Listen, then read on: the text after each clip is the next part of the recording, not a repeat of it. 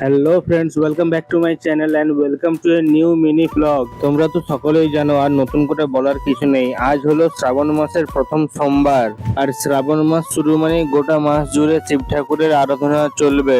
আমাদের পশ্চিমবঙ্গের বেশিরভাগ ছেলে মেয়ে নির্বিশেষে সবাই তারকেশ্বরে বাঁক হাতে শিবের মাথায় জল ঢালতে যাবে। তাই আজকে সকাল সকাল উঠেই একটাই ভাবনা ছিল যে শিব ঠাকুরের মাথায় জল ঢালতে হবে। তাই যেমন কথা তেমনই কাজ। তো দেখতেই পাচ্ছ, সকাল সকাল মা এখন স্নান করে বসে গেছে ঠাকুরের আরাধনা করার জন্য। তো আমরা বেশি কিছু আয়োজন করতে পারিনি, ফুল বাতাসা আর ধূপ দিয়েই ঠাকুরের মাথায় জল ঢালবো।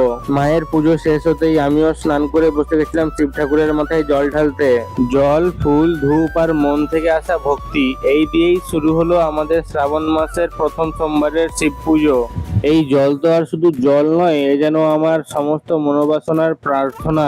ভক্তি মানে শুধু নিয়ম নয়, মন দিয়ে অনুভব করাই হলো প্রকৃত উপাসনা। তাই আজকের এই পবিত্র দিনের শুরুটা এমন ভাবেই হলো, এবং সবাইকে শ্রাবণ মাসের প্রথম সোমবারের শুভেচ্ছা জানাই।